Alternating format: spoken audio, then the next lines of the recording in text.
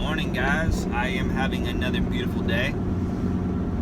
Just cruising home from my coffee run. I now just this is my new favorite. I just, even though I figured out how to make sure that our rights get recognized and they stop discriminating on us, and that's what I'm sharing with you today. I still recognize the fact that if someone's preparing my food or preparing my drink and they do not agree with my ability to have my First Amendment rights intact, my ability to not be discriminated on as a Christian, if they don't agree with those things and they are, a typical fascist demon rat who just thinks that everyone needs to abide by the mainstream media's laws and rules and bullshit mandates, and basically people who think that the governor is more powerful than the Constitution. Just some of the most low lifes among us, and I don't hate them or think that they're bad people. I got love for everybody. I hope that they can come around to the truth and live empowered lives of their choosing rather than being obedient tools for Satan. And so basically, So what I was trying to make this video is just to let you guys know the good news of basically what our rights are, how to make sure that they're recognized, and what I've found in the last week of trying to do this, of what's the best method. And I think what I just did this morning is the best method. I'll do a follow-up video later today if that's not the case, and if I'm still having issues with certain people, because I recognize that the employee I spoke to today, I actually spoke to two employees today. One of them was Epic, the manager. The other one was I don't know, interesting. Let's just say that. And so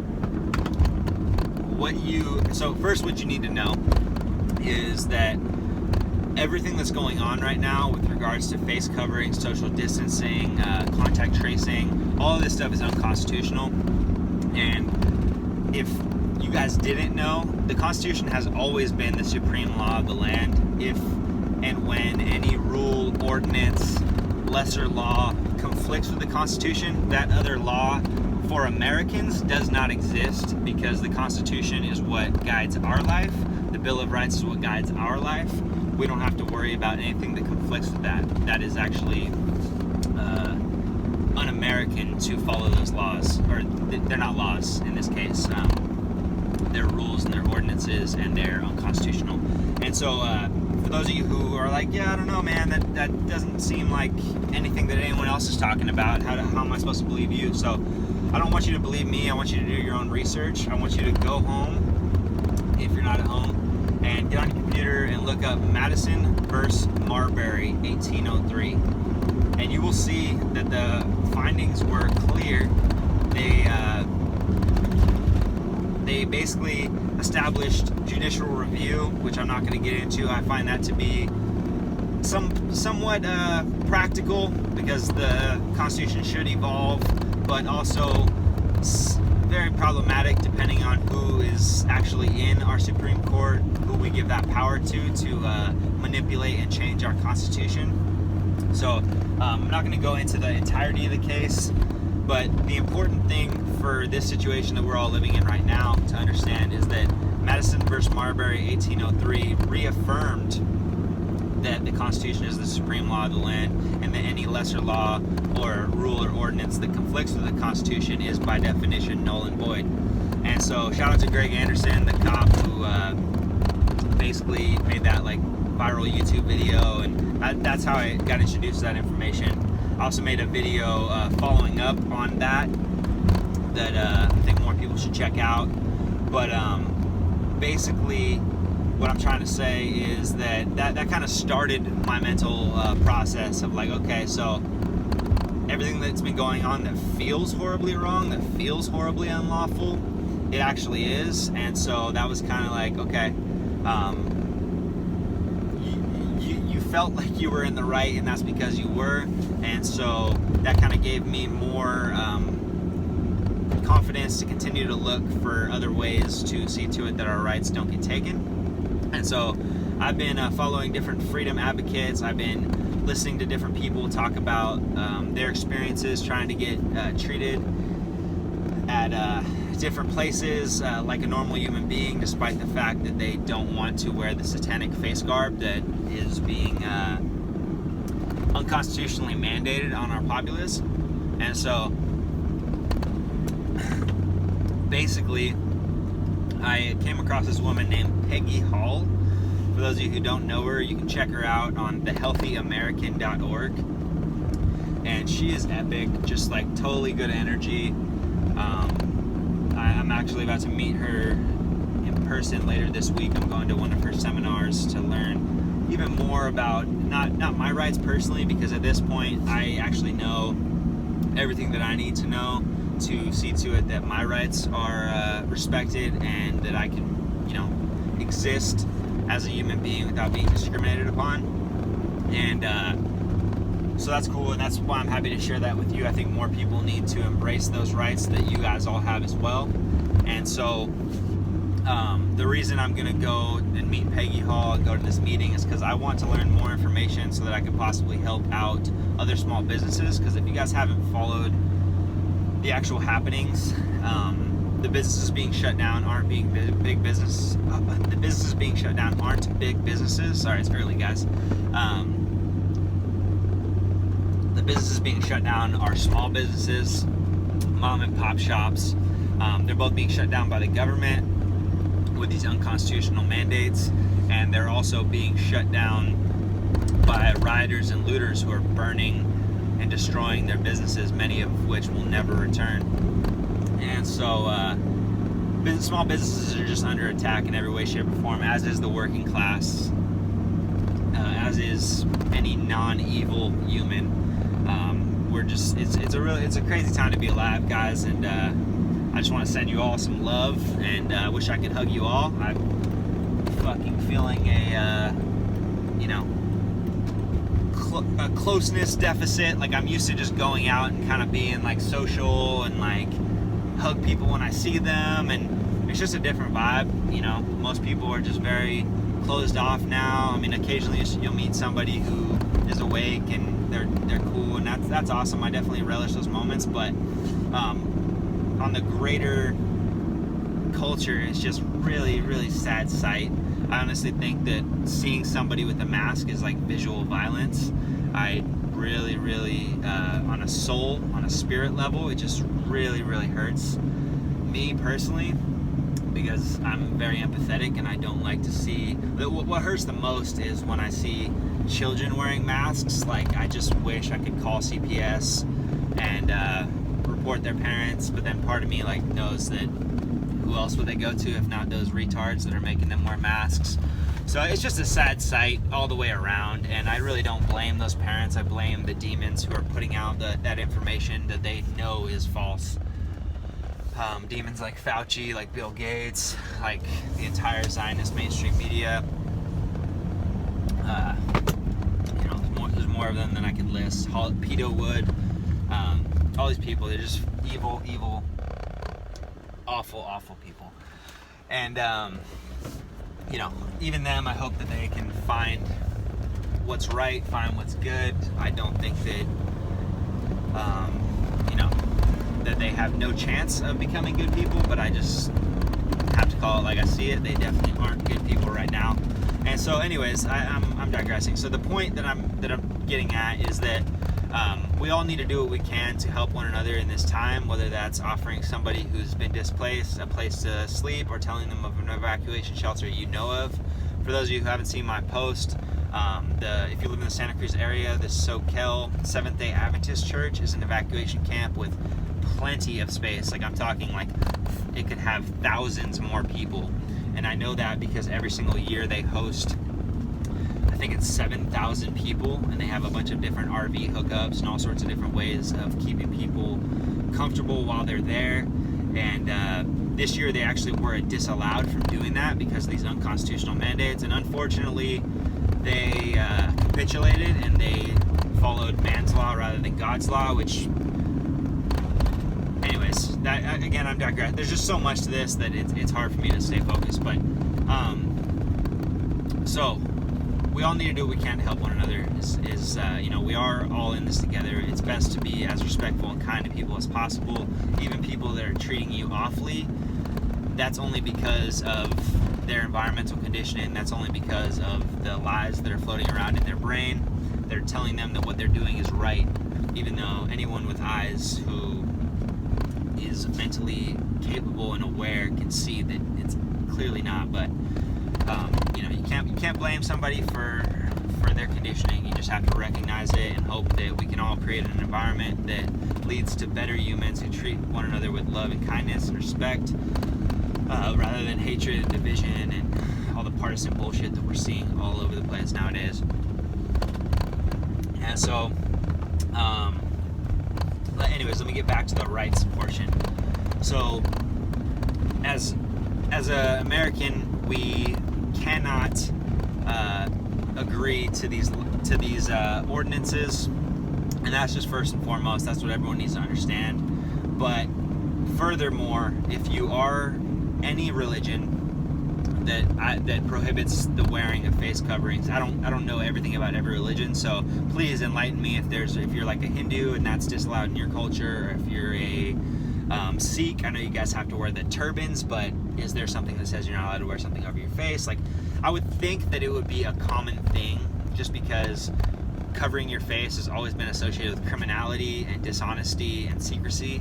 And so whether we're talking about like anyways, I'm about to digress again. I'm not going to do it. So being that Christians are forbidden according to our Bible from wearing face coverings, and there's multiple Bible verses that I can cite if you guys don't know of any, but basically it's not allowed for Christians to wear satanic face coverings. And so being that as Christians we have that right to be Christians, that we have separation of church and state, we don't have to follow anything that goes against our religious code. And so basically what that means is that as a Christian you have the right to walk in to a store that's a public accommodation. And just so you guys know, this is largely what I've been researching this last week, what stores are and what stores aren't public accommodations. And the good news is that pretty much everywhere that you and I go, I guess everywhere that I go and everywhere that most people that I know go are public accommodations. And that's grocery stores, that's places for entertainment, that's pretty much literally everywhere that I've looked up to date, with the exception of banks. And again, I'm always looking for more knowledge. If you guys know of banks and private clubs. So if you pay a monthly membership to go to somewhere, like I'm pretty sure Costco has the right to enact whatever rules they want. I would think that they would have to be included in their initial documents that you signed when you signed up for that membership, but I don't know that for certain. But I do know that that is one of the exceptions, is if it's a private club, private membership, they have the ability to discriminate on whatever they want. And unfortunately, for whatever reason, the same goes for banks. The 1964 Civil Rights Act does not count for banks. Banks are apparently, I just found out this week, allowed to discriminate on black people, on Hispanic people, on white. They can discriminate on whoever the fuck they want. And I think that's a problem that needs to be addressed, because, like, as if bankers aren't already doing enough harm to this world, that we're going to allow them to continue to spread. Anyways, it's kind of neither here nor there, but it's just interesting to me that they have that right to discriminate. But what's a good loophole to know if you want to go to the bank and not be discriminated upon is that most cities have a bank within a grocery store. And so if you aren't currently at that bank, I would suggest that you go to that bank. And again, I don't want to digress, but I do want people to support local businesses. If you know somebody who runs a local bank, a local community trust organization or whatever, and you think that you can possibly work out something with them, where your rights can still be acknowledged. That's obviously ideal, because most banks that are within grocery stores are big banks like US Bank or Wells Fargo or whatever. And I happen to have that account. Not 100% proud of it, but it just is what it is. I do like the people that I go see, the bank tellers. And anyways, again, without digressing too long, the reason I mentioned that grocery store aspect is because grocery stores across the board are public accommodations, and so they do not have the right to discriminate on you on the basis of race, religion, gender. I think there might be a few other things, but that's all that comes to mind at the moment. And so being that a public accommodation cannot do those things, and being that a bank is within the public accommodation and not the other way around, your bank tellers at your grocery store banks do not have the right to tell you to disrespect your religion. They do not have the right to tell you to be a different race. They do not have the right to discriminate upon you upon the protected items that I've just listed. And so that's good to know. So just so you guys can go about your day without having to cloak on satanic garb and just live life in truth and empowerment. And so yeah, basically, just to expand upon that, if you guys are having a hard time understanding what I'm talking about, I don't know if you guys remember in school, maybe actually a lot of people probably weren't exposed to this. I grew up in one of the most multicultural towns probably on earth, for sure, in America. I grew up in Silicon Valley, where we had people of all different ethnicities. Nobody was really a majority, nobody was really a minority. It was just kind of a big melting pot. And basically, I was blessed in so many ways from that. Like, racism is just something that I just find to be so incredibly silly and pathetic, because I've grown up with people of all different races and creeds, and I see that most humanity is just absolutely gorgeous, and it takes a lot of subversion, a lot of evil doing from the higher ups to create any sort of widespread evil or depravity. But basically, and again, I'm digressing, but I just, you know, some of these things people need to hear, so it's okay. And so what I learned is that growing up, I used to like to wear hats. A lot of kids in my class used to like to wear hats, and we were never allowed to wear them in class. And then in, I think, 3rd grade, a Sikh moved to our school, and he was allowed to wear his turban. And we were like, what the fuck? You don't let us wear our hats in class, but you let him wear a hat? How the hell does that make sense? And our teachers tried to explain to us that, oh, well, that's part of his religious garb. He is allowed to wear that.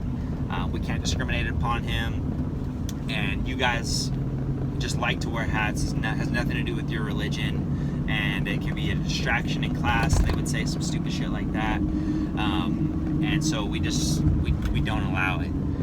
And on a holistic health perspective, it's even more troubling to me now that those sorts of rules are enacted, because in truth, with the toxic lighting that's being shined upon our children every single day when they go to school, or our fellow men when they go to work at a fluorescently lit business or a blue light lit business, they are experiencing hormonal stress every time those lights get shined on them for any extended period of time, because it actually causes your body to elicit dopamine when you're under blue light, and you only have a finite supply of hormones, and so you eventually have burnout when you're under those excitatory conditions.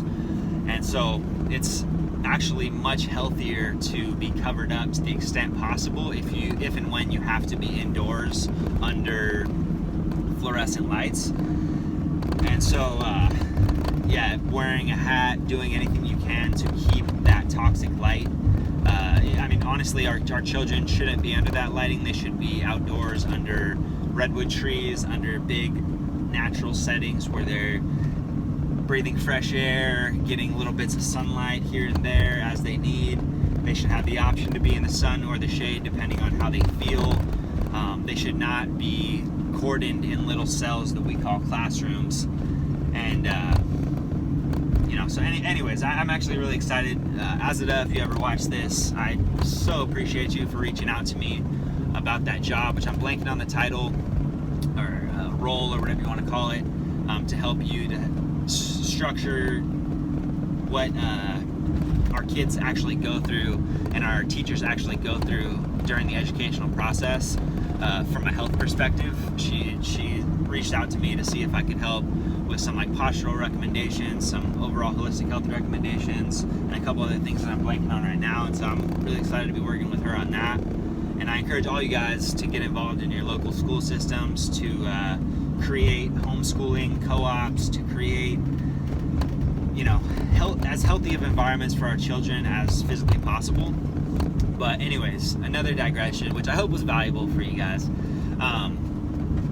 So basically that was what first kind of introduced me to the fact that if you're a protected class, which, a dude who wants to wear a hat is not a protected class, but a Sikh who needs to wear a turban according to his religion absolutely is a protected class. And so asking a Sikh, so imagine that instead of a virus, which I'm not going to get into the whole science side of things. I strongly suggest people check out Dr. Andrew Kaufman's work on this topic.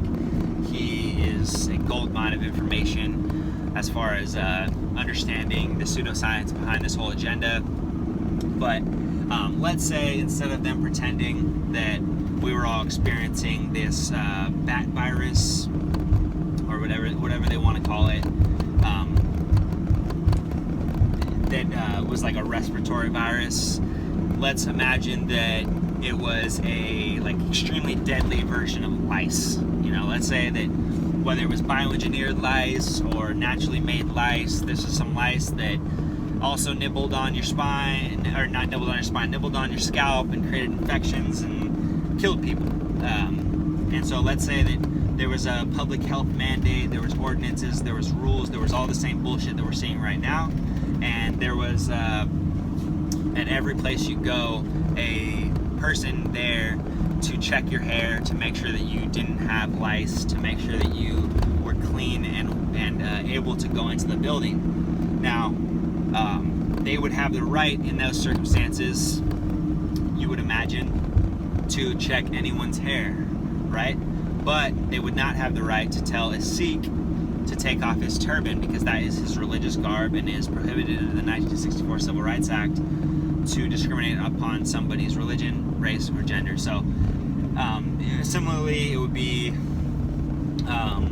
the same as telling Muslims oh yeah, no, you can totally come into our restaurant, you just have to eat a piece of bacon first. It's I don't know, man, that's discrimination against my religion. So it's something that is foreign to us to think that Europeans in America, believe it or not, even though we're still the majority, barely, it is something to understand that we actually also do have rights. Christians actually do have rights. Christians are actually a protected class. And so if you're a Christian, if you believe in Jesus Christ, if you believe in love, believe in forgiveness, believe in kindness, believe in compassion, believe in doing what's right and calling out what's wrong, then sounds like you are ready to tell people before entering a business that you are a Christian and that you want to be respectful, because you understand that people are undergoing fear that's been driven by our hysterical media. And so what you need to do is to just go up to the first employee that you see, ideally outside the store if they have one. If they don't, then you just have to walk into the store and go and talk to the first person that you can see and just respectfully tell them excuse me, I'd just like to ask you a question. I'm a Christian, and so I'm not sure if you're familiar with the Bible, but it strictly forbids us from wearing satanic face coverings. So what you're seeing right now is my religious garb, the lack of clothing on my face. That is what Christians have to wear. And so I'm legally allowed to enter your store right now, and I'm happy to if you would like me to shop for myself. But if you would rather shop for me, I'm happy to tell you what I want and give you my money once you've rounded up those items. But you do not have the right to disallow me a public accommodation at a place of public accommodation. So, and you know, today I did that, and I didn't even have to get to the point where I said you don't have the right to whatever. She stopped me like at the very beginning of my respectful question and just said, oh yeah, totally, go for it.